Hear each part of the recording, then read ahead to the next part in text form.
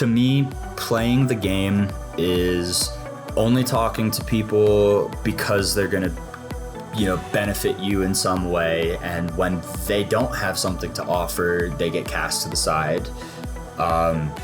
Playing the game is, stepping on the backs of people who you call you a friend just to get a leg up ahead of them.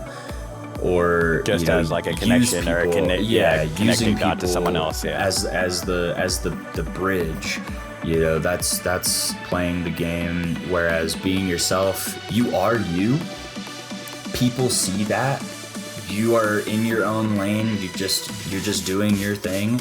You're a good person. You're asking questions that are going to not asking questions just because they're going to get you further, but because they're going to make you better at being you.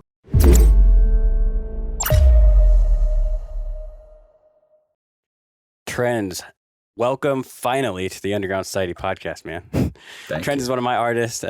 He lives in Denver, Colorado now. He used to be from the Bay Area.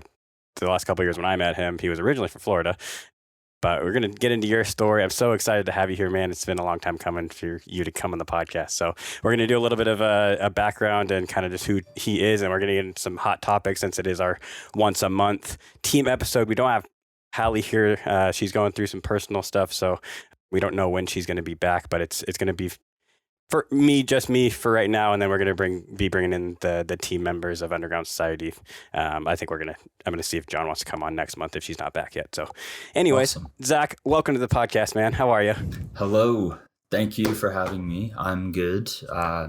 Just been, getting settled into Denver and yeah, my dude, new you just job moved and not too long ago. Yeah, back in November. So yeah, I guess it has been. I thought it was January for some reason. No, I mean it's been a few months at this point now, but it's still pretty early on, considering. I mean, especially it's a new place, you've never been there before, so it's gonna take you a while to like feel like it's home. Kind of like restarting again here, Yeah. It's like a similar situation from when I moved from Florida where I grew up to Cali, and then now I'm doing it all again. I kind of want to get into start off with where you live first, because you, like we said, we moved from Florida to the Bay Area. When did that happen, and why did that happen? So that was in early 2020. Pretty sure like February 21st is the exact date that it was, because I was supposed to move out in March. Okay. And it was originally for a few things. Me and Jordan met at Base Canyon in 2019. Okay. And so, she lived in the Bay. Yeah. And so me living in Florida, we did, long distance for a while. And then once we kind of hit a point after her coming to Florida to visit, me coming to Cali to visit, I kind of decided that I wanted to live in California. And, even before then, I always wanted to live in California, because I didn't realize that it's not all it's not all it's sold as. Yeah. Yeah. I feel like Florida has a similar stigma, though. Oh, it absolutely does. Yeah. I mean, I grew up there, so I know. Like, you think of Florida, you think Miami or like Orlando or like the beaches or like the bombshell women or whatever. Do you think of that from Miami because that's what's televised or on social media? But exactly. There is also suburbs. There's also country life. There's also all kinds of different aspects of Florida. So Florida is still the South. Yeah. And I think Florida oranges, they're like one of the main states known for growing citrus too. So there's a lot of farming out there too that a lot of people don't even think about. Anytime you see like the orange juice Tropicana in your grocery store, that's from Florida. Yeah. St. Petersburg is where the Tampa Bay Rays are located, and so sick. Yeah, they practice there. They have their games there when they play at home. So it's an interesting area. But also then there's like Florida Natural. That's like another orange juice that comes out of there. But yeah, I think I actually like that one better personally. But that's fair. So you moved to the Bay Area mainly. It was mainly Jordan, and also just because you. We're like, oh, California's sick. I'm down to live there. Well, yeah. So sorry, I got sidetracked there. No, you're good. You're good. So yeah, the main thing was for going out there to live in California. I had Jordan there. So there was like already two really good reasons to go. And then her mom actually was able to help me kind of get a job out there, like a really good job at Merrill Lynch doing client associate work.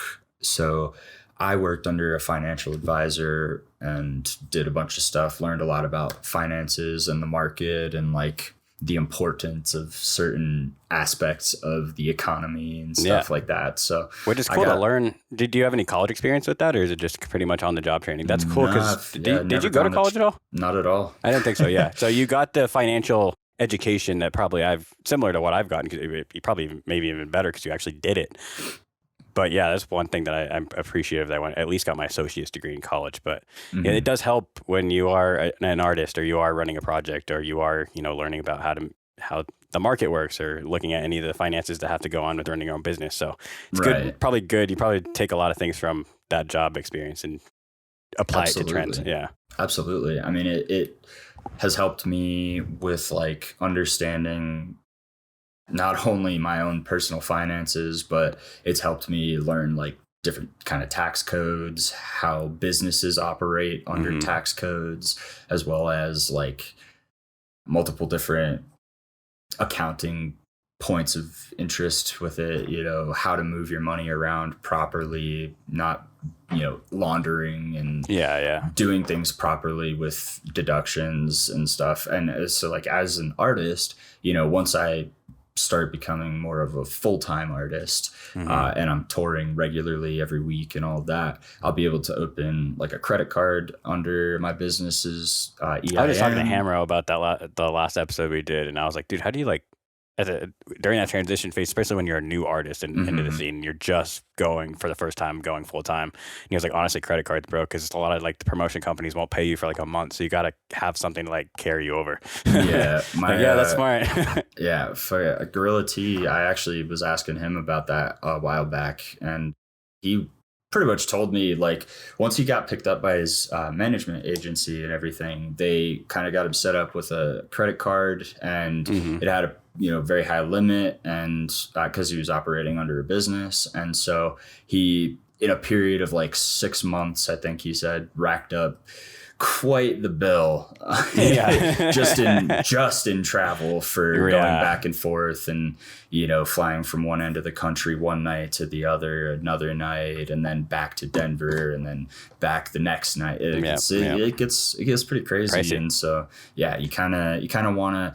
But that's also another part of like operating as a business. You're able to turn around most of that money. And so, on the back end of it, sure, you're putting a lot onto a credit card for the balance, but what you're getting in return and the rate that you have a little bit of leniency with paying it back and stuff, it helps a lot with, keeping yourself afloat.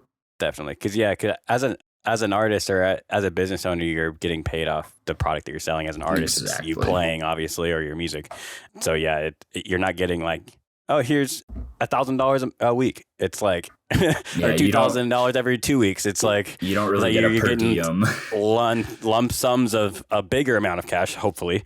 But it's more sporadic than like a consistent, like I'm getting paid every week. I'm getting paid every 2 weeks. So exactly. Sometimes you don't know when your next time getting paid is going to be, and that's also something that artists, especially independents, have to really like keep in mind and be thinking about in the back of their head constantly, because at the end of the day, if this is your full-time job and you aren't like a platinum selling record artist and you're not a regular touring musician that's going from 1 week playing this end of the country and then the other week playing the next end of the country and like having tours routed for you and things like that, unless you're doing that and you're in that like top 0.1% of artists, then you don't really know. I mean, there's really no stability, and that's why a lot of people have day jobs up until that point where they do get to go on tour or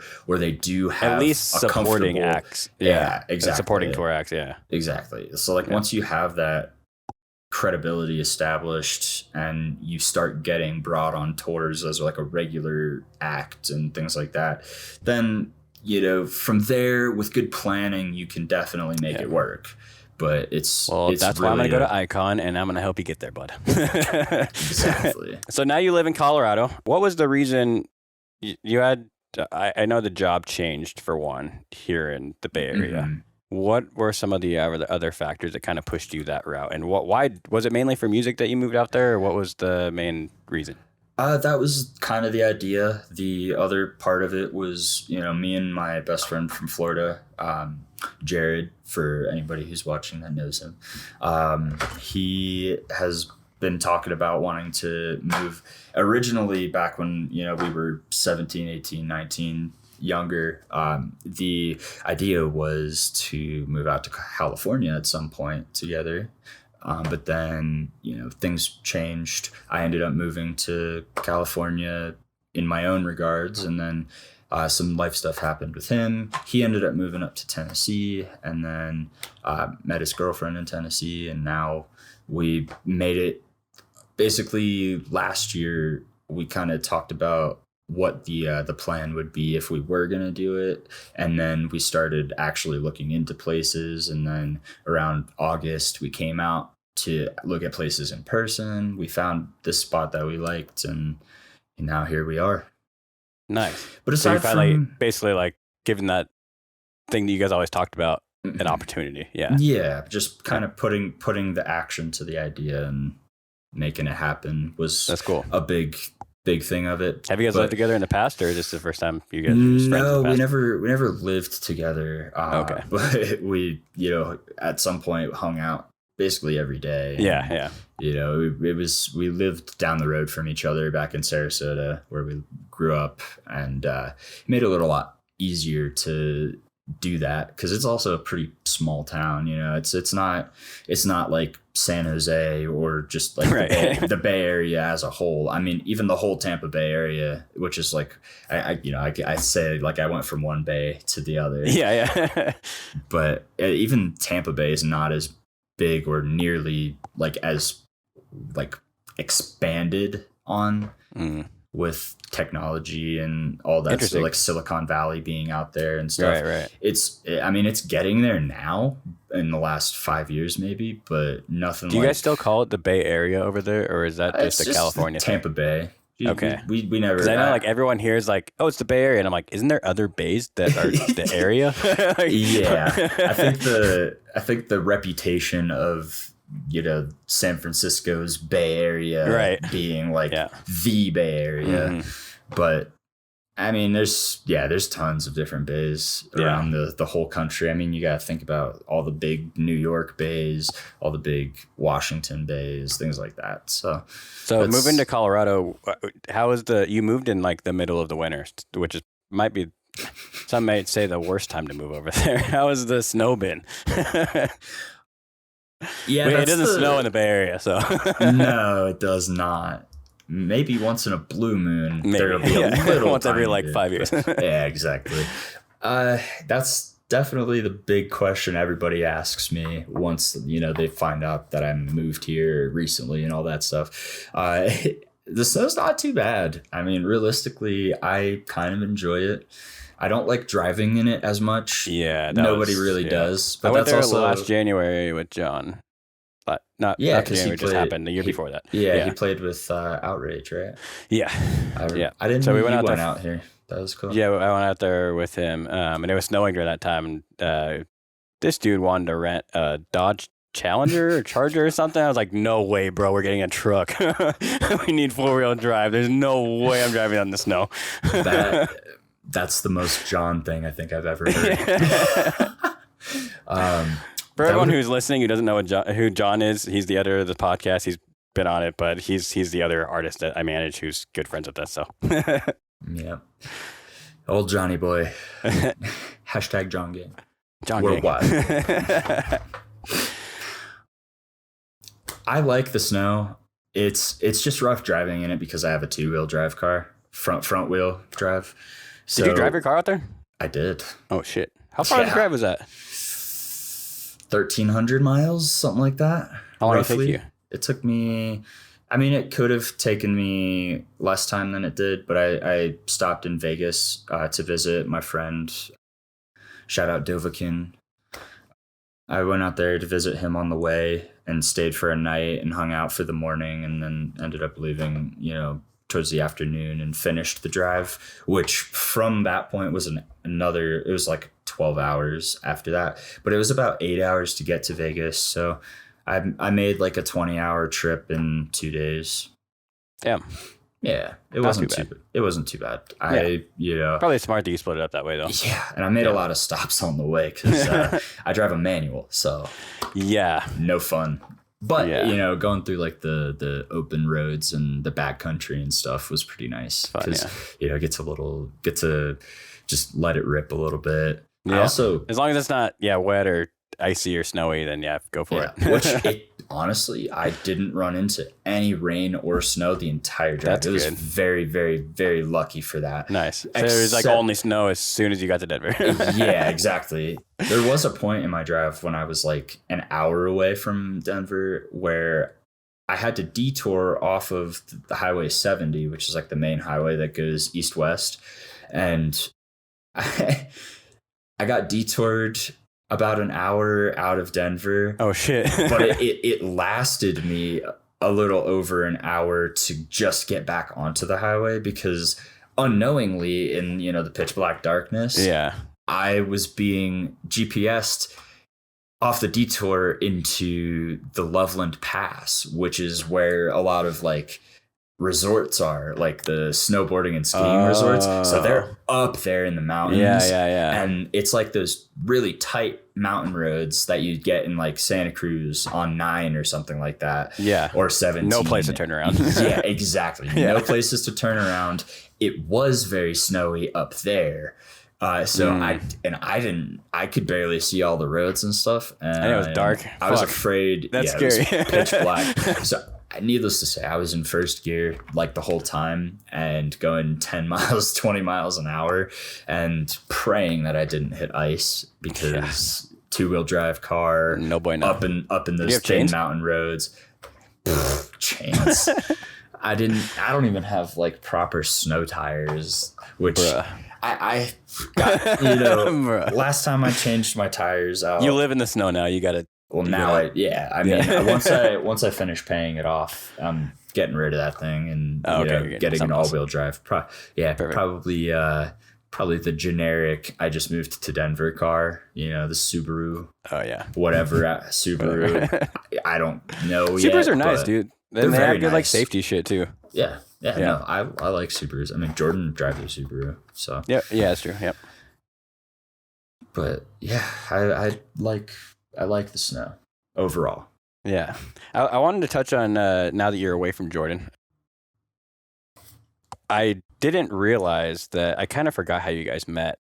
And I didn't realize you guys had already dealt with the long distance thing. So I was like, damn, this might be rough. Because I've been in that situation and I freaking hate being long distance. I hate it a lot. Like, I'd rather be single than be in a long distance relationship, I think, to be honest. Like, it's the worst. Just in my personal opinion. But how has that been for you guys in your relationship? Has it been I know it can be a benefit. I know, I don't know if it has been or not, but how has that experience been for you guys? It actually, I mean, because we have gone through this before, it's made this time a lot easier because now not only do we already kind of know what it's like to live together in our own apartment, in a place with other people living with us, if example, her family, we lived in her mom's house for a little bit with her brother and stuff. I did that for like 3 months. So with my ex-girlfriend, that's tough. It's definitely rough. So that's kind of what was also another factor in like me moving was, not necessarily us needing like a break from each other, but us needing a break from like our daily routine and that environment together. Because she's finishing school up. She's going to be graduating in May. And so once she's all figured out and summer's over, she's going to move out here and we're probably going to get a place together. But so that's not too far off. A few months. No. But overall, it has been a good thing because it's helped us be more of like an individual for our own, mental health and stuff, which is good. Yeah, we're not. I've struggled with that myself too in the past. Yeah, I know how that is. We're not metaphorically attached at the hip anymore, and it's given us a lot of room for. It's good to practice that too, and once you guys do start living together again, it's like even then, like, and something that I want to focus on next time I'm in a relationship is like definitely still like. I think my problem in the past is like I didn't really know who I was at first. Mm-hmm. And like, it was hard for me. I was just like, I don't know. I'm just going to go along with this person. Like, this is what we're doing now. Right. But now that I've spent a few years by myself, I've really spent the time to like get to know who I truly am and like what I like and who I am as an individual. So now I think when I'm in another relationship, it's going to be easier to stick to that since I'm more aware of what that looks like now.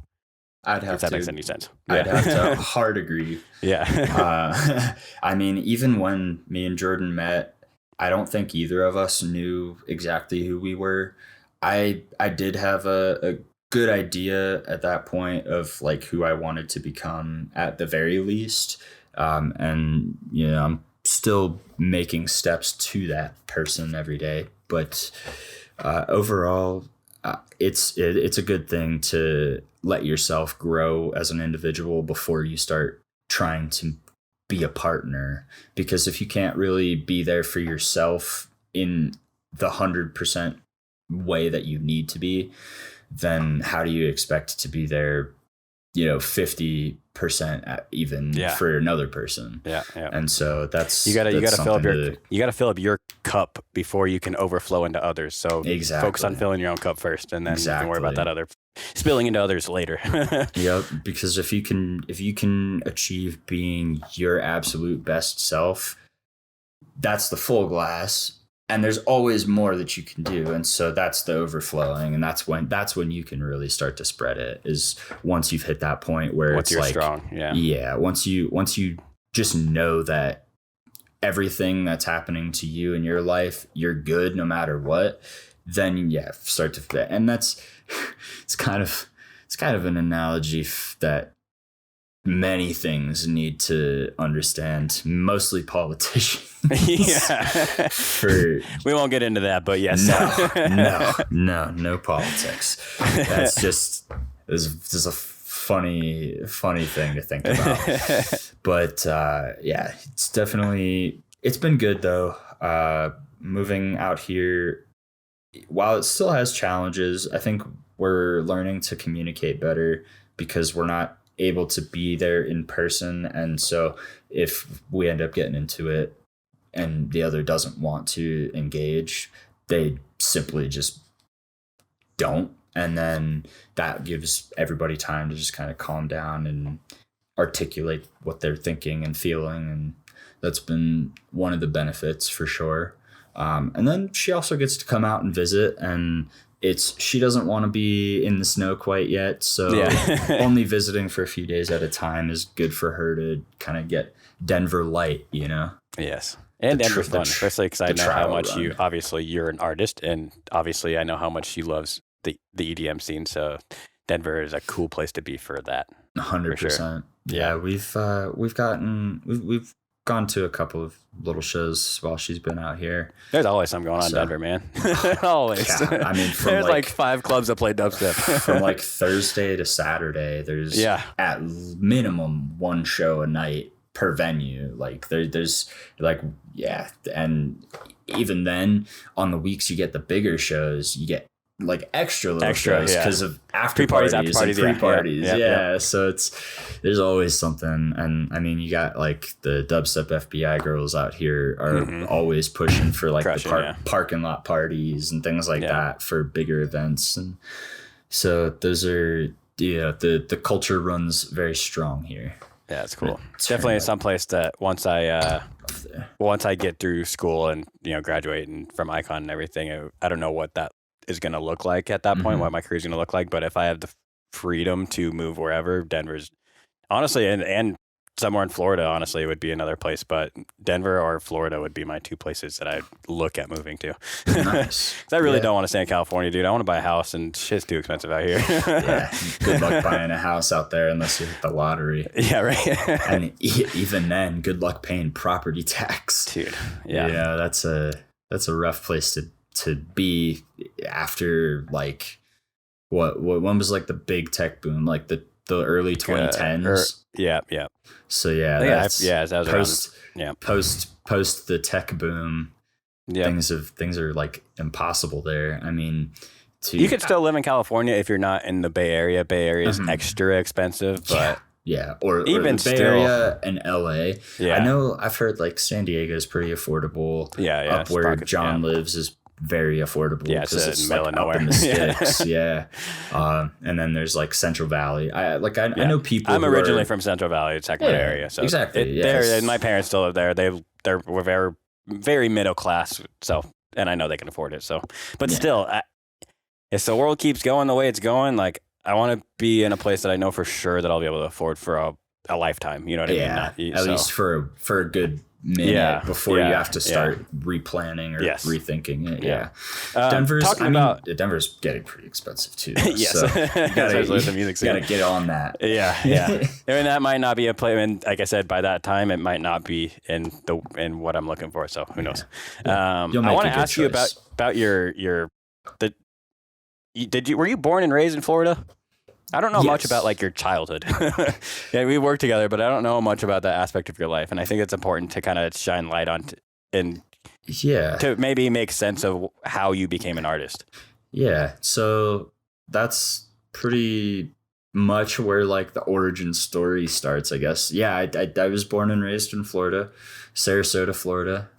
But I grew up in a town south called Venice. What got me into dance music and just music in general, I was exposed to like old school trance and jungle and break beats and stuff back in the day. The good shit. From as early as I can literally remember, because my dad was a DJ in the 90s. Okay. He like scratched on vinyl and stuff back in the day. He would play a lot of like Tampa clubs and Orlando clubs and stuff. Yeah, back then it was very like regional too. The DJ scene. Yeah, it was. So it wasn't what it was today. Definitely not. The landscape's so much different now. Yeah, now it's like anybody can be a DJ. In the 90s, you had to like sit there and actually fuck around with hardware. You had to collect records. So you had shit to play. Too. You had to, you had to just download an MP3. You had to go scope out records. Sometimes, like, records would drop. You'd get to the record store. People would have them already sold out, and you'd be watching the last person leave and stuff. And then when you're at the club playing, people would steal people's plates and things like that. And it was my dad's got some crazy stories from his club era, but unfortunately he has been in prison my whole life, so I didn't really like get to experience much of that because it happened when I was like 5 years old. And so it is what it is. I've made my peace with it at this point, not having like a father figure through my life. Do you still talk to him at all? Not these days. Long story short, he made some claims and didn't follow through with them, ended up getting in more trouble, and so I just decided that it was sometimes it's just better off. So that part of my life is kind of behind me at this point, so I don't mind ever talking about it or anything, but back on track. He's kind of where my musical interest sparked, because he, I guess, was always in band growing up, and he played like the violin and clarinet and stuff like that for a while. So I've always been exposed to it. I've been exposed to like the origins of what we know as EDM today, and the whole rave scene as a whole. OG rave days. So like Pasquale was a raver still. Exactly. So I've kind of gotten a very well-rounded like look and gotten exposed to just everything from as long as I can remember. And once I grew up a little bit, I got an interest in piano. And when I was 12, I sat there and watched YouTube and self-taught myself for about 3 years. Ended up going to a high school that fortunately offered a very good arts program. And so I got to take a keyboarding class and learned, like the basic scales, how to play a piano, which eventually graduated to learning how to like read sheet music. Yeah, I was like, I feel like once you learn, like piano is like a good place to start for a musician because it teaches you like the very basics of how music works and like progressions and songs and like how melodies and all that kind of stuff. It's all in keys and everything, and it's all on a very simple platform. And something that like starting as a musician, or if you're gonna become a music producer or something where you're using like a digital format to create music, like MIDI, if you're gonna be using MIDI or anything, I mean those are almost always formatted to like a piano tile situation. And so learning, off a piano not only keeps it familiar through switching to digital, but you also get kind of exposed in comparison to like guitar, where there's like a bass guitar and then there's different types of guitars. Pianos, you kind of learn how to play, a progression with the bass and the melody and the chords and harmony and everything. It all plays together at one. And so you get a bit of an understanding when you're like composing music on a digital format like Ableton or whatever. It helps you understand like the writing portion, how to format it, I guess, to make it feel more natural, because a lot of what I've been focusing on my music in the last year has been solely on like the songwriting aspect of it. Yeah, which this is why I love being your manager, because that's something that I think is so important and doesn't in today's culture doesn't get focused on enough. 100%. Like you can have like the heaviest dubstep track, which is great and is a place for that for sure. But why would you not elevate that by learning how to make it like an actual song format and telling a story? That's why I like Sudden Death too.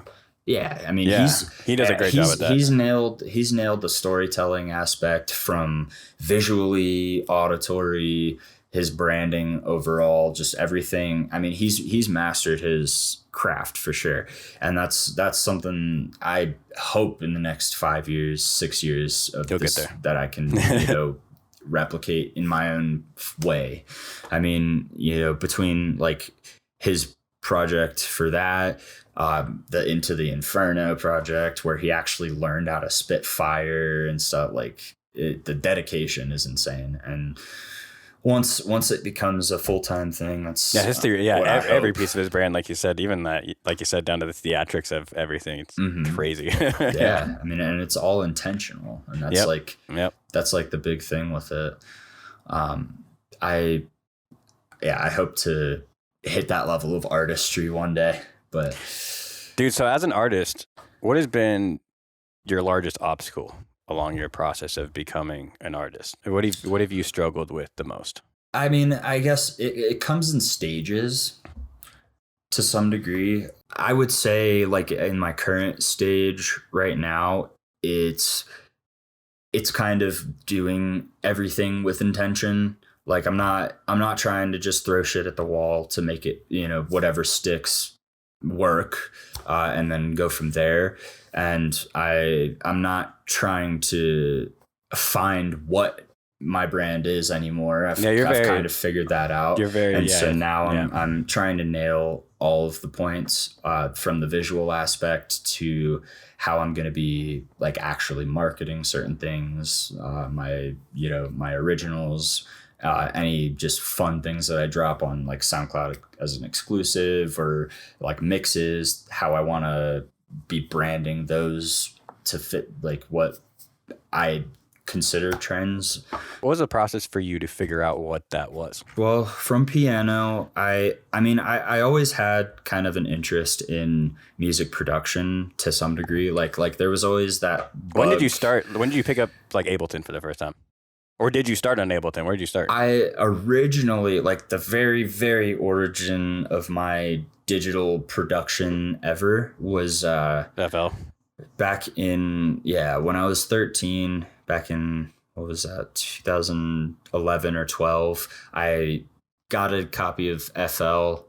I cracked it on my mom's computer. It ran like crap, crashed it all the time. It was awful. But I didn't there was no like resources to teach you how to make dubstep or anything back then. So I didn't know what to do. I didn't know anything about the software, about adding VSTs, plugins, all that stuff. And so after a painstaking month, I pretty much just quit. It's like, here's the program. It's almost like looking at, like, for me, like looking at GarageBand. I have no fucking idea what to do with this. Exactly. I'm going to record my voice into it, but that's about it. Yeah, exactly. And so I kind of gave up on it, but that was around when I actually picked up piano. Okay. Like physically. So you almost started there. Really, yeah, that was yeah. It was a very almost moment. And I tried. I'm better about like not letting myself feel regret for not starting and sticking with it back then, just because everything happens for a reason, and it maybe just wasn't the right time for me. And so, anyways, moving on from that, I quit, started piano, then I picked Ableton up 2000, like midway towards the late part of 2017. I had a coworker who was like a hip hop producer, and he like wrote his own like indie songs and things like that, played guitar and played drums and all that. But he knew how to produce, basically, the foundational work. Yeah, and he used Ableton, and so sometimes like he lived right around the corner from my apartment, so I would go over to his house when he would be recording like local artists and stuff. So I got a little bit of like recording engineering expertise as well as on top of all of that, because I was watching him use some different hardware like pedal effects when he would record his guitar. He would have rappers over recording them, and I would watch him be producing when they would like ask him to do specific things or mix their vocals a certain way and whatnot. And so eventually from there I was like, hey, could you get me a copy of Ableton? I want to start doing this. I've always wanted to, and I tried years ago, didn't work out, and blah blah blah. So he did. He got me Ableton 9 cracked. Nice. I started messing with that. Much easier to do that back then. Yeah. And so after about, I would say, a year of just kind of learning the basics of Ableton, I picked it up seriously, where I was like, okay, I want to do this like for real, and I want to make a project out of it. For real, on God. It was like April 2018, May 2018. And then I started just throwing random stuff together. I started off making like future bassy stuff and like rap beats, and started learning how to use the software in the first place. Yeah. Like trying to learn how to sample like old records and stuff, and like pretty cool, like I would call it kind of like a humble beginning, because I really was just a kid trying to figure it all out myself. I didn't really even know where to look to learn. And I didn't know what I didn't know. So I didn't know things to Google about it or any of that. And then eventually, you do go down the YouTube rabbit hole and you learn a lot of bad habits and whatnot. And then, I started then you start doing one-on-ones with people. Yeah, and then I started hitting up people that I Dude, I feel like that's the best way to go about anything. If you have something that you want to do with your life that is a little bit out, especially if it's a little bit outside the box, find someone who has done it, who has figured it out, and who is willing to teach you. Yep. Learn by someone else teaching you, because internet, you can't trust everything that's on the internet. Like, exactly. It's really no matter hard, how confidently somebody says something, it's not sometimes always true. For specific things too, you can't always find the answer. So and dubstep back when I started, even still like producing it was very niche. I think we got. I would say it is still very niche, but after it's becoming like more, after 2020. That's true. And everybody was stuck at home. I mean, look at how many... It did blow up during COVID. Look how many dubstep projects that don't have a discography that goes beyond 2020, or even Ableton projects, FL, whatever their DAW is, projects to show from before 2020.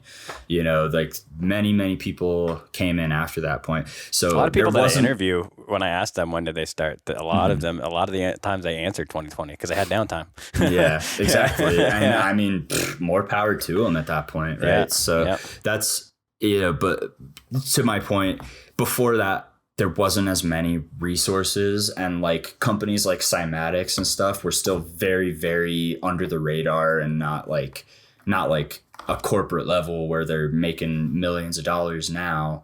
You know, they weren't doing all that back 5-6 years ago. And so even then it was really difficult. And that's why I kind of got the idea to just start hitting up artists that I liked at the time. Like, I think the first person that I ever took lessons from officially was like Izzy Vadim.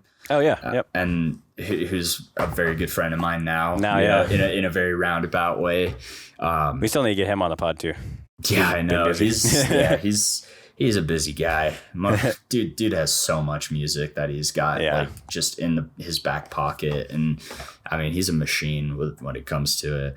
But so it started off with him, and this is to also answer your question of like finding my lane. It kind of happened just strategically through who I went to, the questions that I asked them, figuring out, okay, maybe that's not quite what I want to be doing, but what they told me and taught me is still super valuable. How can I apply that to this road? And, you know, eventually that led me down to finding Ace Aura's music in 2019. And that's when I was like, okay, that's what I want to do. Like that's what I've been thinking of the whole time. Cause I always liked rhythm. Did you not know about Chime before him? No, not really. Interesting. Yeah, it's really weird. Cause like I always really liked the idea of making like melodic dubstep, but heavier and more something that's not got like Seven Lions, Midas type stuff. Yeah, because that's kind of where it's almost like it crosses the line between like trance and pop kind of. And that's where I like started wanting to go. And then eventually as I was doing it, I was like, okay. And I would hear the progression of dubstep and rhythm at the time, like leading up to the decision of like, okay, that's exactly the vision. Now I need to figure out how to get there. Was, you know, finding Ace Aura through Coma, his like circus debut. Or I think it was Coma. Either that or whatever it was. It was a good track, and I wanted to do that. And so I started learning like the basics of like legit rhythm design, and then I started learning more about the melodic stuff, and then I pivoted heavily into just color bass, because that was also like a new thing around when I started. And I was like, wow, this is really cool. This is gonna be the next thing one day. I don't know when, but I want to get on this wave now, so that way when it happens, I'm not still learning it and like it's not still me making generic whatever that style is called or whatever. And I was able to make a good gamble on myself with that. And so at a certain point, I took a lesson with Ace Aura. He taught me the main methods that I still use today, because that was originally who like inspired the spark in me anyways to want to make that style. And then, you know, fast forward to today, 3 years later now. Wow, I took a lesson with Eric 3 years ago. That's crazy. Dude, yeah, ever since we brought up 2020, but ever since pretty much 2020, I feel like the last 4 years have just been like lightning speed. Yep. Like, what the hell happened? They've come and gone very quick. Yeah. and then once I kind of found like the direction I wanted my sound to go in, that was when I started figuring how I wanted to visually portray that with my, my visual branding, how I wanted my logo and all that stuff. And I had do you feel like you as a person, as Zach, align well? Like, do you think there's any other style of project, a darker style, a different type of genre maybe, or do you think that your project that you are developing and working on, the Trends project, do you think that you as Zach align with that and the persona of what you want Trends to be? I would like to think that, because originally the idea of when I came up with like the total idea for, okay, this is what Trends is, this is what it means to me, and so on, was kind of, I already had the name Trends, and I was just, ever since I played Xbox, trick shotting on Call of Duty back in the day, that was always my alias. And I don't know exactly how I came up with it. It was just one of those things where like there was a lot of opportunity for like naming trick shot montages with that. There was a lot of, I guess, different duplicate names throughout the trick shotting community. And I didn't want to just be another copy of somebody else. And so what better name than Trends to show that you're just kind of doing your own thing and like you're setting a trend of being original and just being unapologetically yourself. And only in the last 2 years has it really become clear that like that is just what it is. Like that's what Trends is. It's very basic, but it's not meant to be anything flashy. And that's also how I feel about myself. I don't care to be. Yeah, you're definitely not that person. I don't need to be Excision. I don't need to be, the top dog. I don't need to be considered the best play the game or anything. I just want to.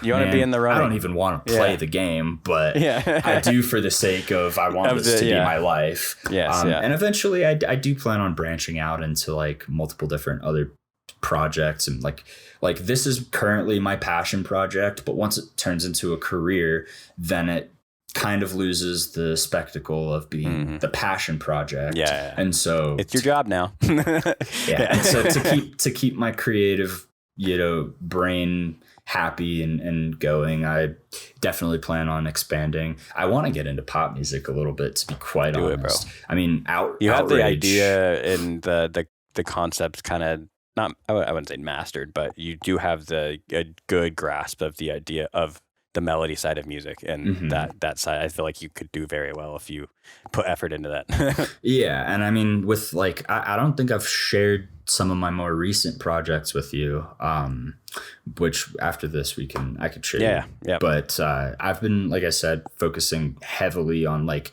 songwriting and actually building. Like I've always been told that I was good at building an atmosphere, but there was always just like some elements that were not quite there to pull everything together. And so I've been, taking the feedback in the past I've gotten for that and really focused on just building what like I can envision in my mind. I don't have like a photographic mind. So like when I'm envisioning things, it's not visually envisioning things. It's like it's sound. Like I think of. You're probably an auditorial learner too. Like, do you learn by like listening to stuff? More often than not. Okay, yeah. I'd say I'm a very visual learner. That's why I like video. That's why I like that type of art form, because I love visual. Like, and I learn very well with visually. But everyone's different. Well, I am a visual learner, but it's mostly because I can't visualize it in my head.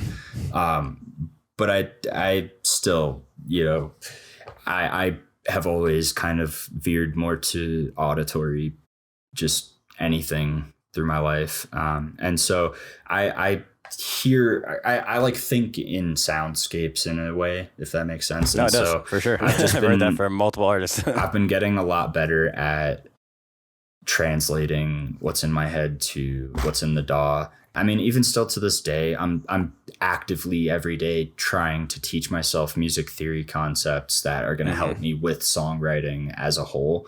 And, you know, even then, like having good songwriting and already understanding like how to make dubstep and like the sound design behind it and all that, you get to learn how to actually like utilize how like the best way to use certain sounds, the best way to arrange everything to make a really impactful sound or like just overall track with a vibe that is very, very easily received from anybody.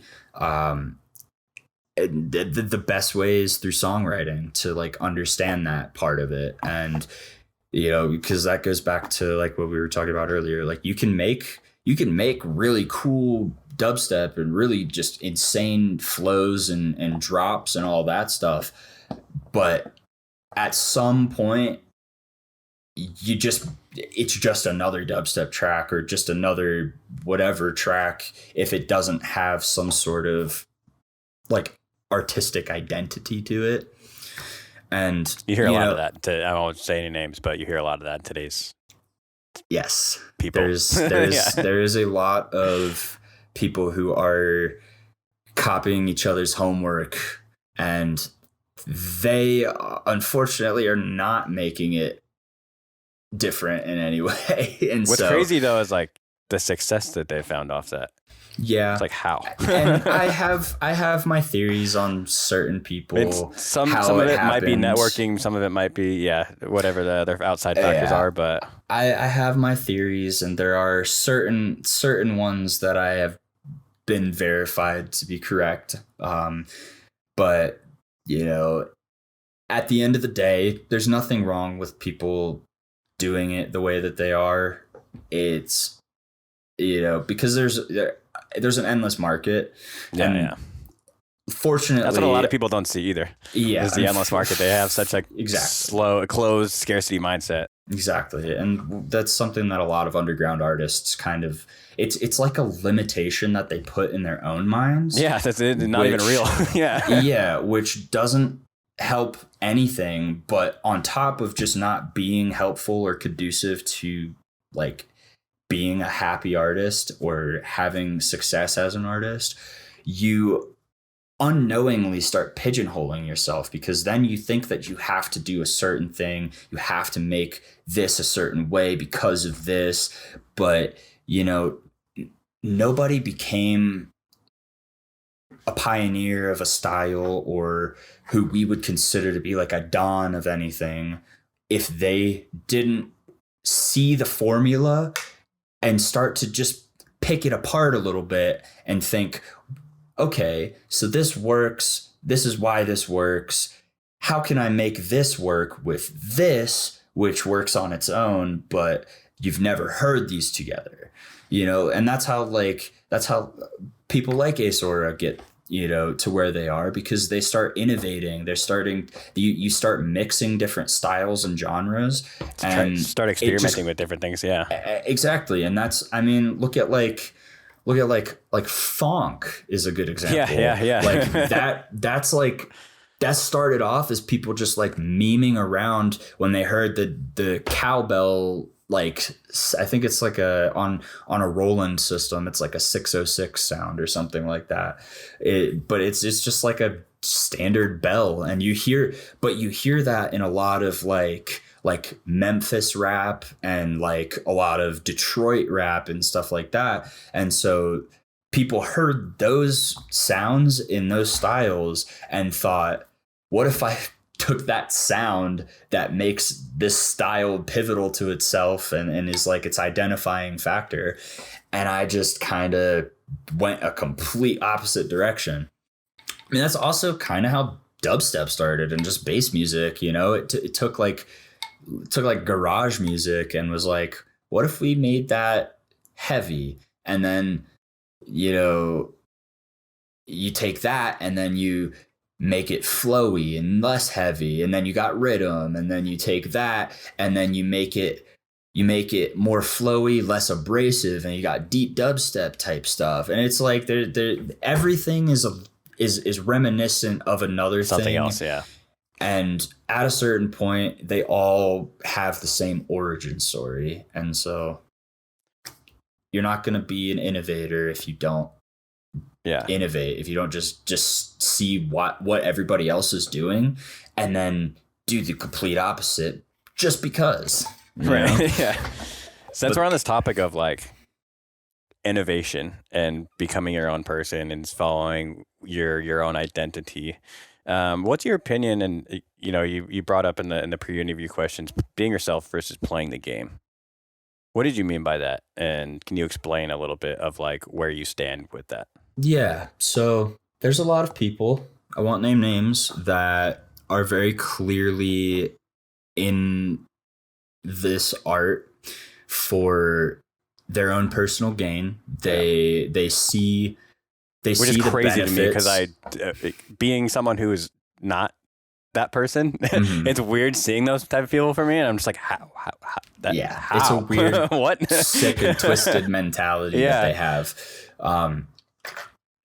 But overall, to me, playing the game is only talking to people because they're going to benefit you in some way. And when they don't have something to offer, they get cast to the side. Playing the game is, stepping on the backs of people who you call you a friend just to get a leg up ahead of them, or just as like a connection or a connecting dot to someone else. Yeah. As the bridge. That's playing the game, whereas being yourself is just you are you. People see that. You are in your own lane. You're just doing your thing. You're a good person. You're asking questions that are going to not asking questions just because they're going to get you further, but because they're going to make you better at being you. And you're genuinely curious about something. Yeah. And like, it's hard to know who you can trust in the industry. Yeah. And that's like a big reason, is because everybody kind of has their own self-interests and self-preservation in mind. And if you don't fit that, well, especially in the DJ world, when it's the one-man show. Exactly. Not always, but for the most part. Exactly. Yeah. But that's why people like Sudden Death have a whole creative team behind them. People like Marshmello have a whole creative team behind them that are able to do all of like the business and monotonous bullshit stuff and maintain all of like the actual, business related operations, so that you as an artist can just be an artist and have a fun life. The business part isn't necessarily meant to be fun. It's not, unless you're a business minded person like me. I have a blast with it. Exactly. If you're a creative person, business is going to be the antithesis of fun. Yeah. It's been hard for me to you almost have to have a bit of both when you're in a creative business, though. If that makes sense. Like with the podcast, it's a creative business. With being an artist manager, it's a creative business. So like I still have to tap into that creative part of myself. Yeah. Even though I'm much more business and I'm much more interested in that, I still have to tap into the other side. Yeah. But to your benefit with that, you are actively practicing both sides of it. Whereas most artists not practicing the business part is what most of the time is holding them back from hitting that next level. You know what's crazy? I just thought about this. I think where I get that from, my mom's a hairdresser. There is the art of doing someone's hair, but then there's also the business aspect of making money in that career field. So that's interesting. And just talking about this brought that to my attention. Life imitates art. So to some degree, you kind of have to play the game, but you can do it in a way where you're not putting other people down or going over people's heads who, are actively helping you and paving the way for you and things like that. Right. I myself, yes, of course, you do have to play the game to some degree if you want to make it a full-time career, which there's no obligation to do that. but there's nothing wrong with at least, you know, making good decisions for yourself, because good decisions for yourself leads to filling your cup to the point where you can overflow your cup and you can bring other people in. And that's something that we see a lot. And a lot of people call it gatekeeping, and, you know, it is to some degree, but the more that I get into it all, and the further that I get closer to this being a career, the more I get to kind of understand why things are certain ways, you know, behind the scenes, why things are so gate kept on a certain level. And it's ultimately for the purpose of just not letting the wrong people get too powerful. Yeah. And, you know, like people like somebody like Sudden Death being up at the top right now, like he's somebody who we're fortunate to have at that level. For sure. Because he's not going to just... Good dude. And he's a good person to have up at the top, because he's going to make sure that the people who deserve it get the recognition they deserve, and the people who don't are going to be kept at a certain level where they will not see that spotlight. There is a point in time in this industry where you almost have to get the big guys on your side, playing your music, supporting you, putting you on their lineups for you to actually like make this thing work. Like, yeah, you got to have one of the bigger guys like vouch for you and like almost put you on at a certain point. Exactly. And, you know, a lot of younger artists who don't really kind of have that full spectrum understanding of how it all works from the top down, they kind of get caught up in that. And I think that's why we have so many people doing just all the same things, because at a certain point, they've lost the vision of making music for themselves. And I think that most people are just making music to get played out by Excision, or to get played out by Illenium or Zed's Dead or whoever, you know, their big guy inspiration artist is. But you know, and like everything in moderation, that's fine. But some people do tend to go overboard, and that's, I think, where we get a lot of like the copy paste problem. Mm-hmm. For sure. All right. Kind of last question to wrap this up, and then I want to get into some topics.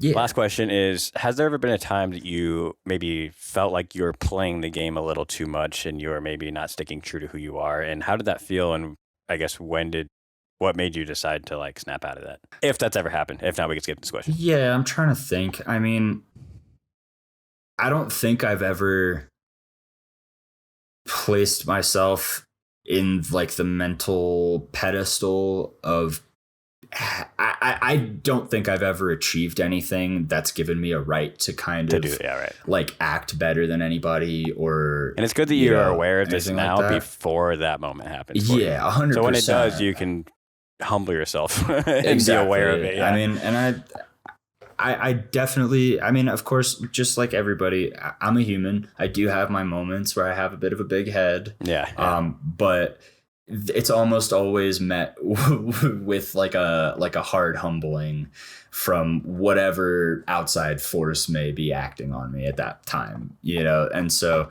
there is a good bit of balance there. But I mean, there have, like I said, been times where I catch myself kind of either saying too much to the wrong people, or, you know, just having thoughts that are not like, that just they're not me. Yeah. You know, everyone's guilty of that, man. That's called I'm in a artist coaching program right now I just started, and we're on a section called your saboteur. It's basically like that little voice in the back of your head that's telling you, oh, you can't do it, all these negative thoughts. Yep. And you have to learn how to, and you got to learn how to be like, no, fuck that. That's not me. I do that. That's false information. And, you know, get that out of your head. Yep. But learning how to process that does take some time. Exactly. Well, because you have to kind of tread the fine line between confidence and arrogance, and that's exactly what you just almost got to be described. confidently stupid.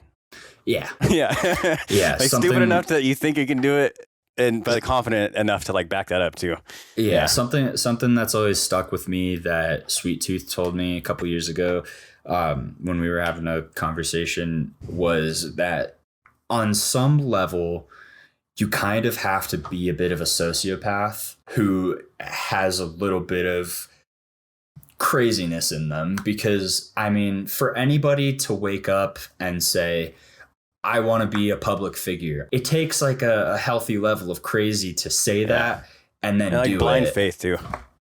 Yeah, a lot of blind faith for sure. You don't know. There's no guarantees in any of this shit, but just having faith that you're like, exactly. I don't know, I'm going to do it because I don't know what else to do with my life. Exactly. Yeah. And, every day and I guess I'm speaking a logical fallacy to some degree right now, but everything that you do kind of pushes you closer to beating the imposter syndrome saboteur voice in the back of your head. But then on the same level, every bigger next level thing that you do also pushes you further into that hole of I don't deserve this. Why is this happening for me and not this person or the next person? And so it's really just it's all built around that same mindset, just maybe on a different perspective of it. Yeah. As time goes on and as your career progresses. Yeah. And learning how to navigate that just comes with time and just having a bit of rigor. All right, man. Well, it's been great learning and asking you a bunch of questions that learning about you. But I want to get into some hot topics before we get out of here with going on in the EDM industry. So first thing is Thunderdome versus Trilogy. They both happened within the last month. I know you went to Thunderdome, but I did. First, how was that? What was your honest review of Thunderdome? Have you been to other Thunderdomes to be able to compare, or was this your first one? This was my first Thunderdome, but I mean, I've been going to Excision events since 2018, 2017, 2018. So I've seen basically every stage production he's had in the last 7 years. And so I would say Thunderdome is definitely his coolest event. It's his most intimate, where the artists that he has on support are, they might not be playing with the full production, but he definitely takes care of them, makes sure that they're, getting those really cool artistry level shots right. Everybody aspires to get from a festival. Excision's media team is great. Exactly. Yeah, and contracts out, so that's pretty cool. And that's also one of the events. I can't confirm or deny whether people at that level are all playing pre-recorded sets or not, because, I do understand how time-coded visuals work. And I know that a good visual artist and a good, DJ are able to work together with time coding and make a proper show live. But there are a lot of people that, for the sake of just quickness and turnaround time, things like that, will kind of take those little shortcuts. But if there is anything that I learned that weekend, Excision is absolutely, and most of those artists that are up there are absolutely live DJing. And, it was really cool to kind of get that mental confirmation of okay, so I know these are all just really talented people. Yeah, exactly. And it's achievable. Because people don't really without having some level of talent, you don't get to that point. Definitely not. You can be an industry plant and all of that, but you wouldn't be an industry plant if you didn't have something for whoever's putting you on to gain. You gotta have something to back it up, or else no one's gonna even bother. Yeah. So while I will always bash the lack of artistic integrity on some level with people that are doing things like that and taking shortcuts, to perform at that level, it really is something that you have to be meticulous about, and you have to have a full grasp of how to do it, and then you have to do it. Right. Yeah. And so what's your overall opinion of like these massive events happening? Excision, Millennium, throwing, stadiums, even Subtronics is throwing events in stadiums now. I really like it for the sake of, it just shows the trajectory that like our scene is on, and like you Growth can trace has been massive over the last couple of years. And I mean, even 10 years ago, Skrillex was still winning Grammys with dubstep, but it wasn't in the same like scale, or it wasn't looked at in the same light as it is today, where like, back then hearing dubstep at a festival was kind of a treat. Mm-hmm. Now we have festivals dedicated to it. And now you're seeing arenas and stadiums getting sold out, 20,000, 50,000 size crowds. And like, you got, as an artist, you've been in front of crowds, but can you like even fathom standing in front of that amount of people? No, I mean, I think the biggest, like, that's so wild. The biggest crowd that I've ever actively been on stage and had my USB plugged in for was probably about 1,000. Yeah. And even that's a lot of people. It wasn't, but the other thing that kind of helped with like the nerves was that it wasn't my 1,000 people. It wasn't, there was generously, a 20th of that amount for me there. That would be 50 people. Yeah. So I would say that's a pretty generous amount that would come just to see me. Or where was that? But DNA. It was the Hall show when we had like the mega back to back. Yeah. So I mean, because we kept I guess that. DNA is about that. Yeah. Yeah. I mean, it was a sold out. DNA's capacity is like 850 to 900 on paper, but it can fit about 1,200. And so that was a sold out show night, and so that was the most amount of people that I'd ever sat there and like actually DJ'd for, and that was really fun. They were really receptive, and that kind of was one of those like vision into the future moments that I was like, wow, that's what this feels like. But 10 times that, 10,000 people, 20,000 people, I could never even imagine that. And even I'm not going to believe it when it's happening, and so it's cool to see where dubstep's getting with playing those kind of events and venues and stuff. And then you got Skrillex playing with Fortet, who's a massive worldwide artist in a totally different style, playing a Hall track at Madison Square Garden. Like, that's a crazy thing to think about. Yeah. And so am I living in a fever dream? What the fuck is happening? Exactly. I am 100% all for the growth and trajectory dubstep's on. Although like big events like that, same thing as everybody always says, it would be nice to see some fresh talent on those lineups. And like the part about it that's like really, it could be such a good opportunity is even if you just have like a couple of artists at the bottom card of those events as like just complete underground but like deserve it kind of people, you could build a career for them off of just one event like that. And that's something that gets very, very underutilized and could be, a really good opportunity. But that's, I will say, that's something that Shaq is doing a very good job of. Dude, he's doing full like all girl lineups. Yep. He's doing all kinds of fun shit. Just to speak on that one, I mean, even just last month they had so and so who is, I mean, I brought her up on a previous episode, but awesome. I mean, she's crushed it. She's extremely talented. She produces but hasn't put anything out, so nobody even knows that she produces. And then she's a really good DJ. Talk about playing in front of a lot of people. Exactly. Holy shit. She played to Mission Ballroom is like 15?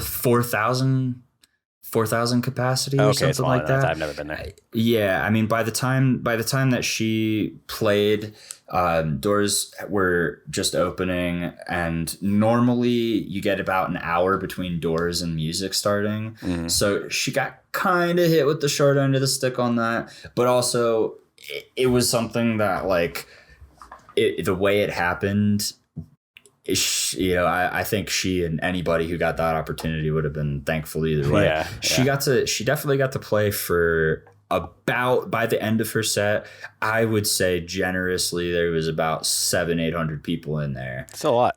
And that's a lot of people on a big stage like that. That's a lot of people. Yeah. And I was even like I wasn't even the one performing, and I was nervous because it's like that's your friend up there. This is like their biggest moment, and that, and it's just like it's a proud friend moment. Like, holy shit, yeah. But you're just like empathetically feeling. Now the nerves you know how I feel as a manager. Yeah, every time. Yeah. Well, fortunately for you, you got a couple of good ones. Yeah. To break. I definitely I spent time really like getting to know you guys too, and like I spent my time kind of not scouting, but just like making that decision too. So I'm very happy with who I work with right now. So thank you. Yeah, of course. Back to the Thunderdome versus Trilogy thing. Yeah. Trilogy. Have you ever been to a Trilogy? I haven't. Okay, I haven't either.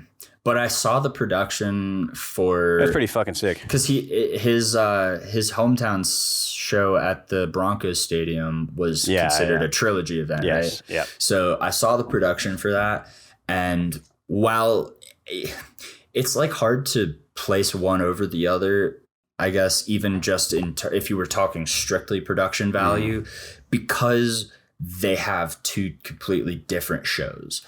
Right.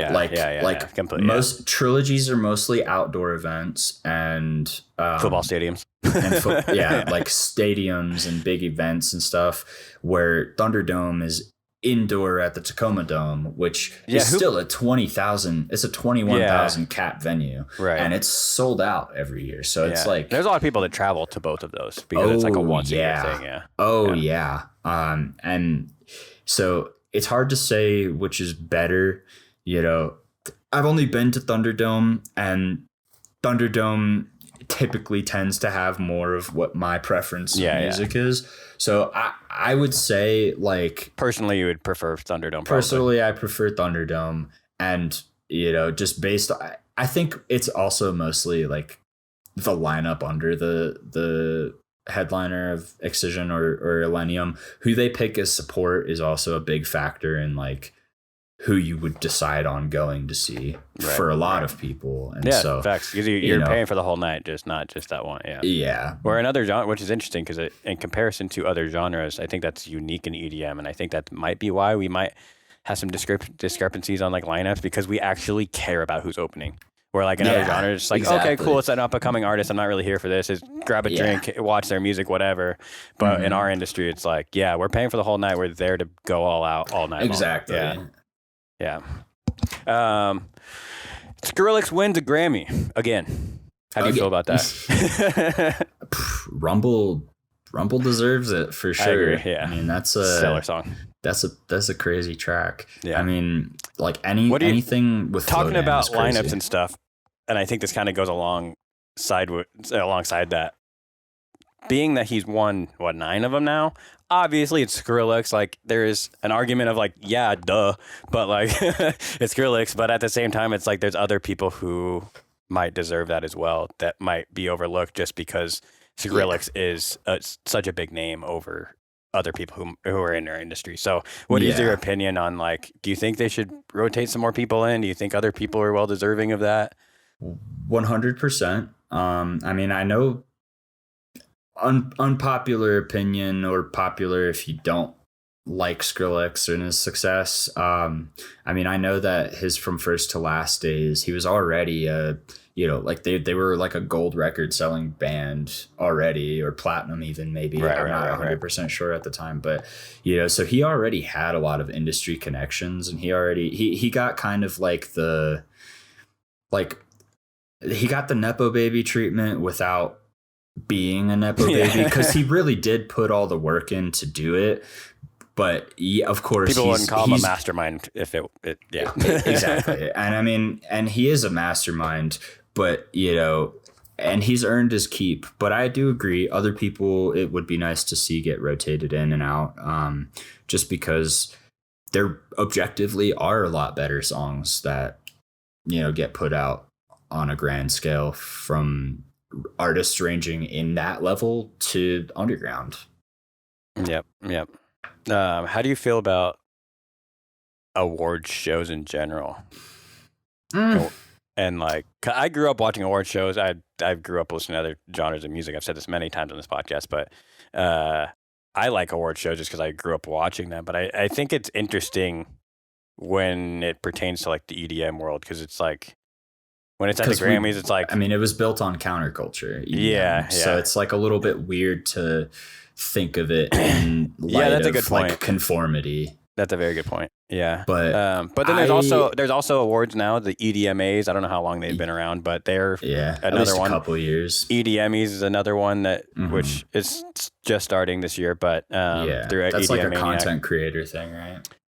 Or they have like content creator portion of it, or it's just like one award that was like content creator of the year. It was Emma Capote's this past year, but they have like artist of the year. They have, but they don't have like the EDMAs. I went and voted on I think all of them, but dude, that took me like 2 fucking hours to go through. There was so many different categories for the EDMAs, like even just like big African type music and like other genres that like aren't even popular, and like it's just like the whole scope of EDM. So even like up and comers, or like, gosh, I don't even remember some of them, but there was so many different awards for that. And I don't know if I don't think they're televised. I don't know when that actually is announced, the winners, but I think award shows, I think they should start being televised, like the Grammys is obviously, but I think our genre is getting to the point to where there'd be enough viewers. Yeah, I agree. If you get ad sponsorships and you get like ad breaks and stuff. Yeah, you got to think about the worldwide scope of it, because there's people that can't access going to shows and stuff that would love to like watch these types of things on, like television or a stream of some sort.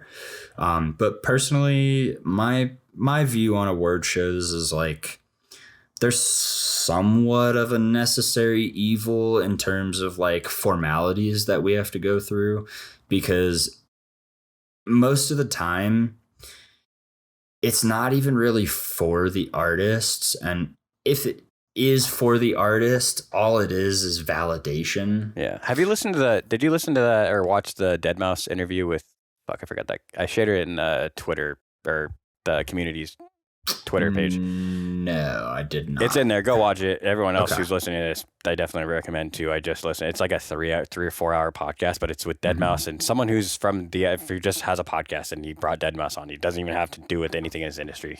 He was basically, Joel was basically saying the same thing. He was like, I don't even like, it's for the fans, honestly. Like, I give 2 shits less who wins the fucking award. Yeah, it doesn't even matter. But you also have to kind of, as an artist, you have to take that into perspective, because because you as an artist, you understand that that's not about the art. That's a popularity contest, and humans fucking love popularity contests. I mean, think back to any memory from high school. Yep. I mean, it has literally like almost. Maybe you might get some more downloads, you might sell some more tickets, but it almost has zero effect on your career as an artist. Exactly. So. And some people, I mean, not that they're right in thinking like this or anything, but there are some people who will see somebody get like a major award like that, and they're like, oh, that artist sold out. Gonna write them off. They're out of my rotation. Yeah. And so like it can sometimes even hurt having genuine fans, because sometimes people love to hate too. Yeah, exactly. But then there's also the people who only listen to like Grammy nominated artists and things like that. Right. And so that's sometimes their form of finding a new artist that they enjoy. Very true. Yeah. If someone said, hey, I need you to run this award show, what would you do differently? If anything? If I had like total control of it, I would, figure out a good panel of people who, I trust their artistic opinions and their. I think it should be like I think it should be like voting for a president. Like, let the people it's for the people. Let the people fucking vote for who they want. Agreed. Yeah. I think that there should be a panel of people that gather good set of nominees, and then it should be But that's where it runs into the popularity contest issue. True. Because then what if artist A is objectively the best producer in the world, but artist B, C, D, E, F, G all have more fans than them because that person doesn't know how to market themselves. Right. So that's where it gets kind of tricky. And that's the only factor about those types of award shows that I don't like, is that ultimately it's just a popularity contest. Sure, it might give somebody some level of recognition. Sure, it might give them some type of accolades in the business world. You get articles that you're mentioned in, so your SEO goes up, and you get all these little tiny trickle down things, but it's not anything that's really beneficial in some factor. It doesn't bring longevity. And so I can't give you the complete outline of how I would do that, but I would figure out the formula for having it give people some sort of longevity and it be something that's clearly built around the culture and like understanding who's popping and why and what level they're actually popping off at. Like somebody who's just a local artist but can sell out any local venue is much more valuable in an award show context than somebody who blew up from one TikTok video and has 100,000 people who will vote for them just because they asked, So there's different factors there. This makes me think back to like when it was like radio days and like everything was based off like what made it on the radio. Right. How the fuck do they gauge? Oh, this is a number one song for 6 weeks. You're the one playing it. How the who know what? Like now it makes a little bit more sense because you can just compare streaming numbers. But like back then, like who said it was a number one song? Well, I think at some point maybe they would cross-reference with other radio stations. I don't know. But they're the ones playing it. Exactly. That's where it's like confusing. So, but I think at least in more modern times, from like the 80s, or well, maybe not even the 80s, like the 90s up, where they would go like based off of like album sales on CDs and stuff. But maybe even before then, they would go off of album sales on vinyls and things like that. But now, as we have, like you said, we have streaming, which is unlimited insights data, Forbidden Kingdom. It's coming up soon. We got some homies. Shout out Mob and Nerve for making the lineup.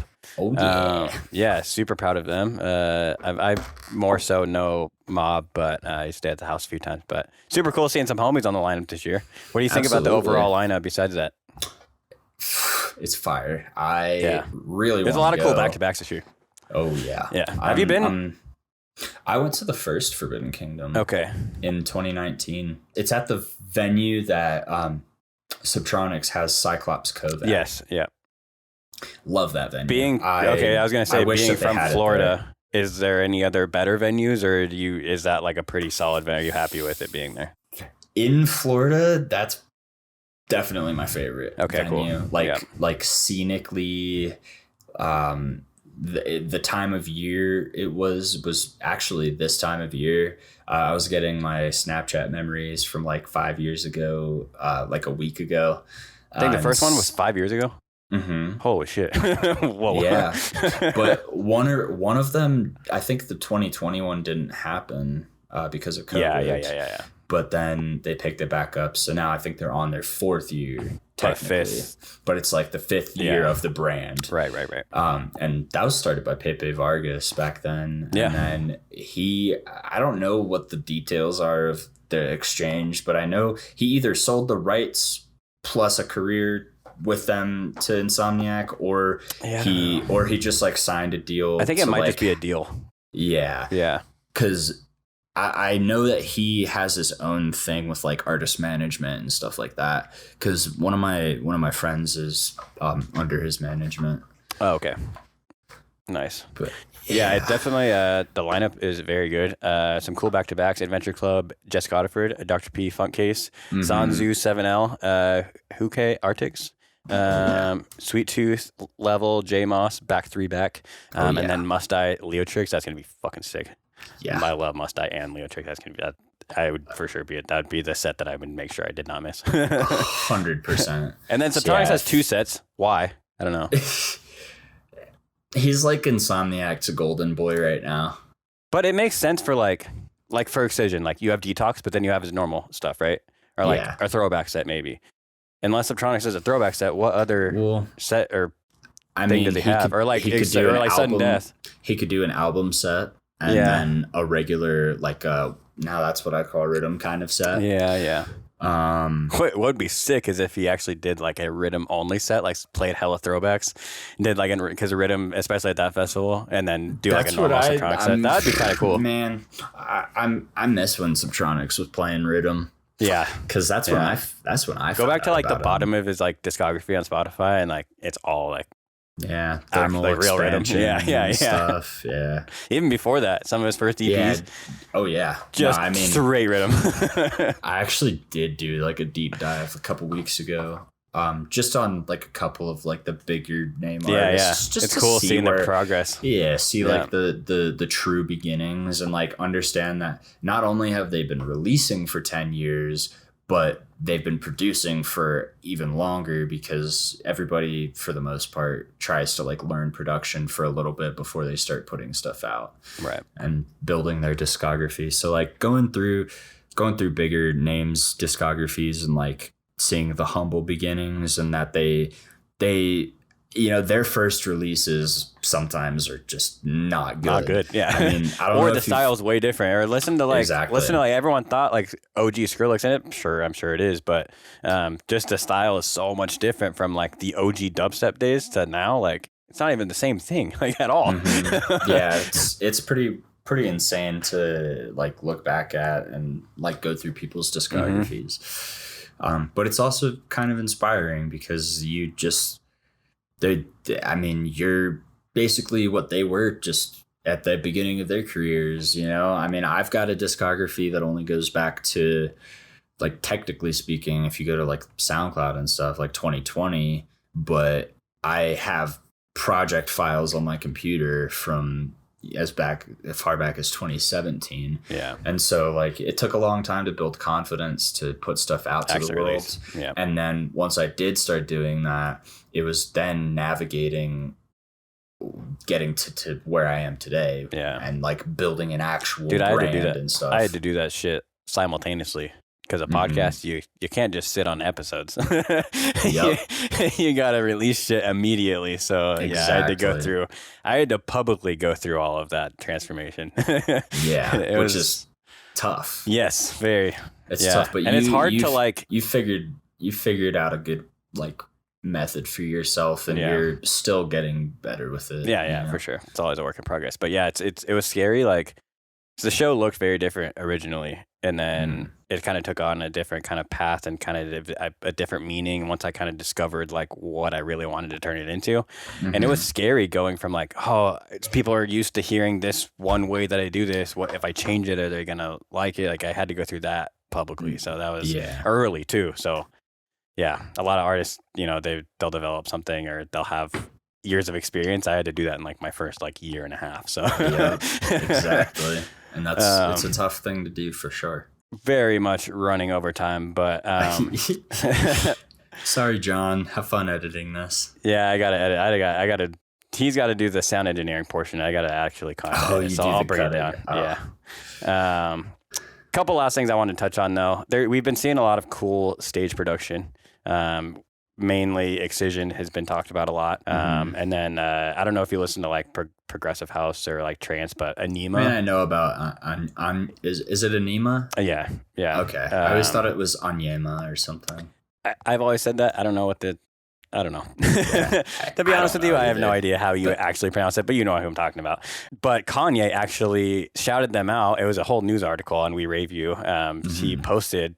And he was like, I don't know what, I don't remember exactly what he said, but he posted both of their visuals and he was like, these guys are like making it so creative, or he said something positive about it. I thought it was so cool that Kanye West shouted out like Excision.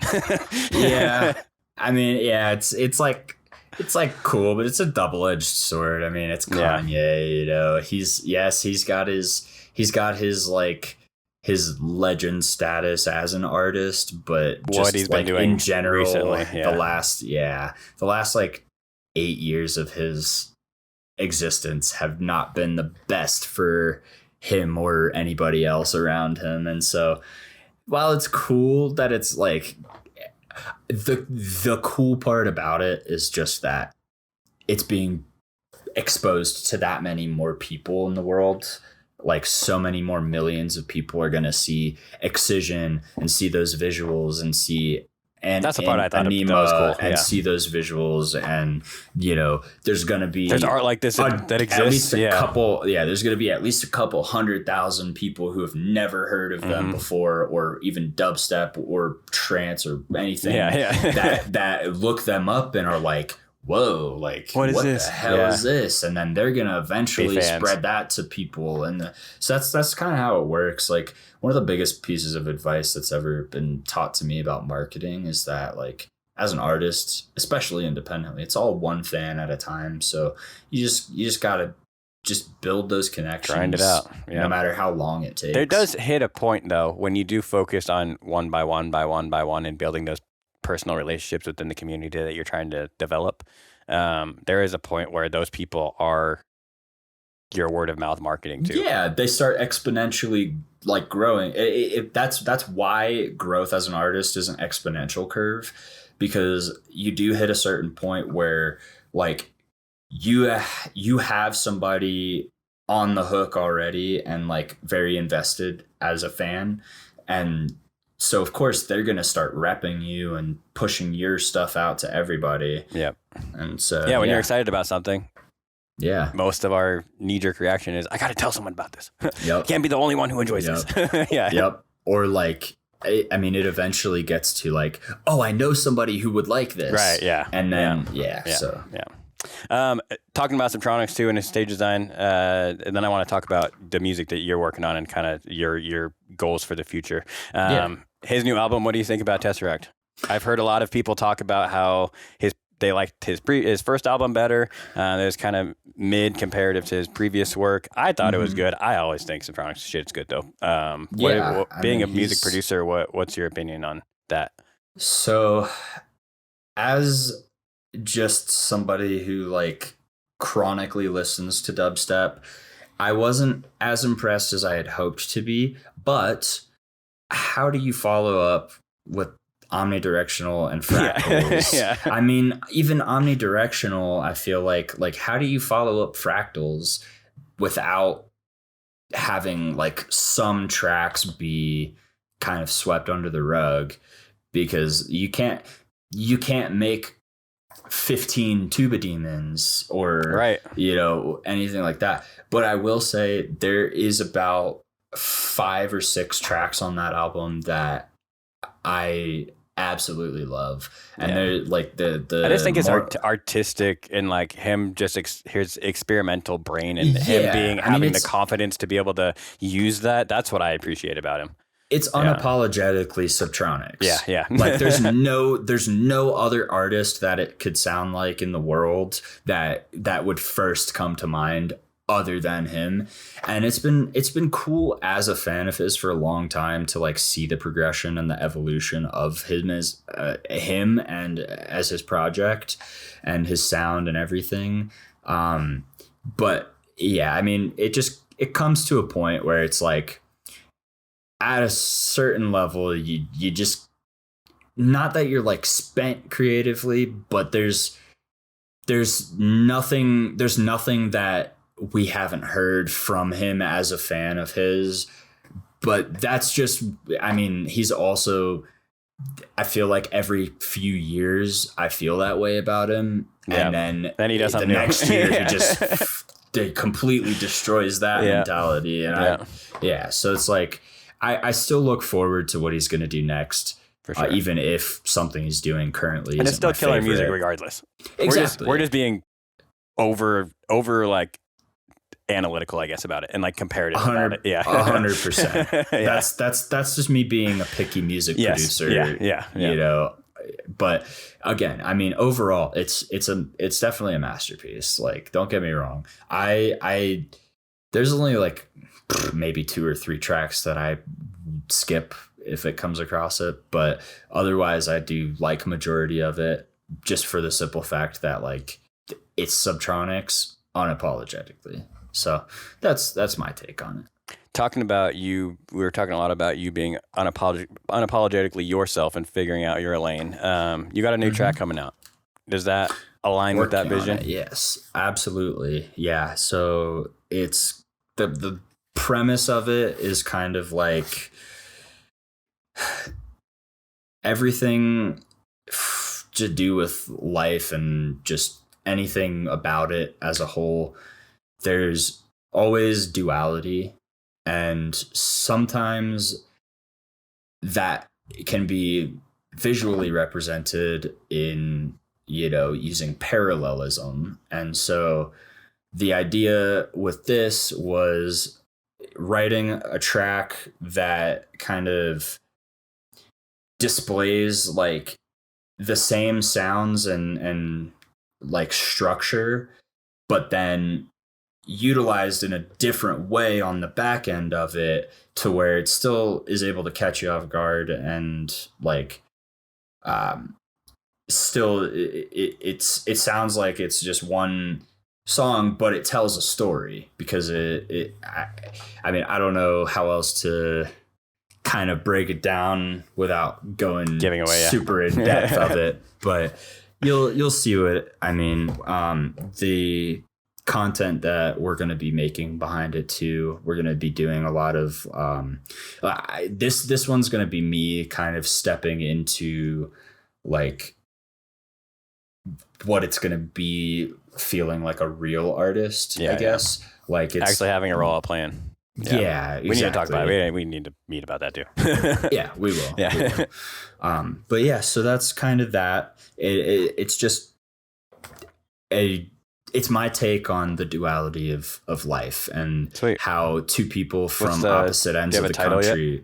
Yeah, it's called Parallel. Oh, okay, cool. It's a, you know, we're two people on two different sides of the country, but our projects and our visions are running parallel to each other. Mm. And who is this in collaboration with?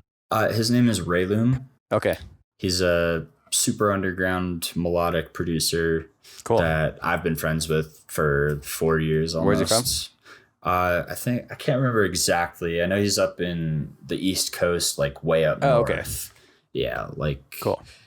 I think it's like Connecticut or something like that. I can't remember exactly. One of those, sorry, Ryan. Pinky fingernail states. yeah. It's so crazy how different. One of the small ones up there. Yeah, it's so crazy how like jam packed and smaller states are over there versus like California. And then the further west you get, it's like it's just like a mouth opening up. Yep.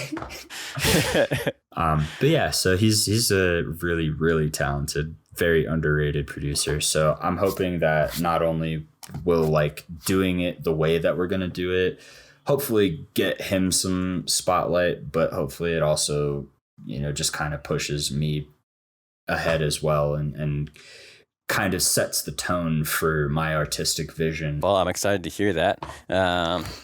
other than the new song coming out, what are you looking forward to most in the near future, or what are some goals even past the near future? Well, like I had kind of briefly mentioned before, branching out into doing different passion projects once I sort of start to establish trends.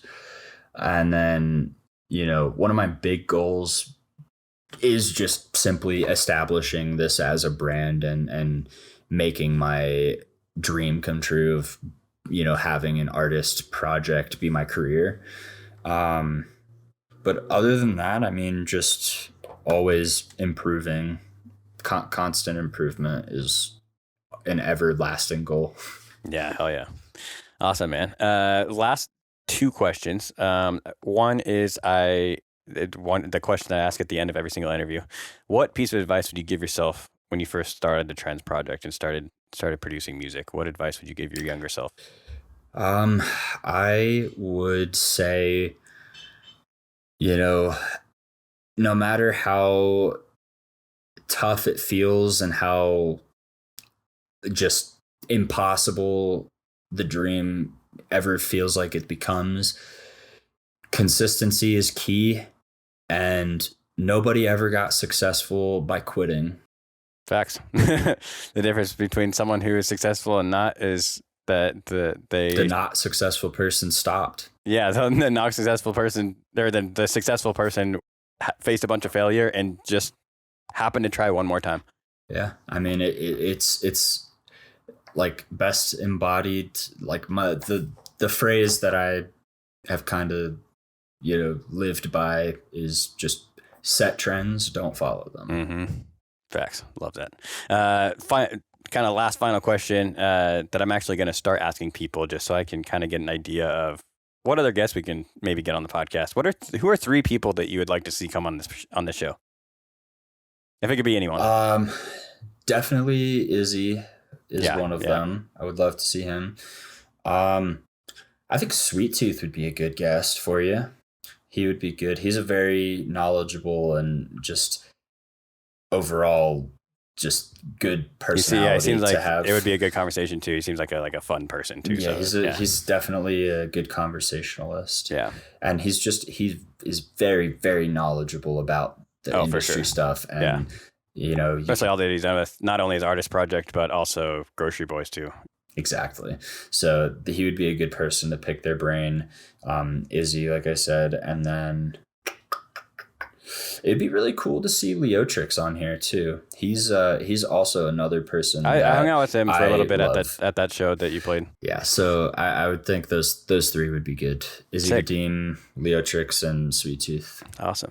Thank you so much for your time. Thank you, everyone who is still listening. I know this is a fucking long-ass episode. I apologize. Sorry, I'm a rambler. No, it's good. We covered a lot. I enjoy having longer conversations, especially with someone who I have such a relationship with. But yeah, thank you, everyone, for tuning in. Please make sure to like and subscribe if you're on YouTube, and drop us a 5-star review if you're listening on Apple or Spotify. And I hope everyone has a great week. See you guys.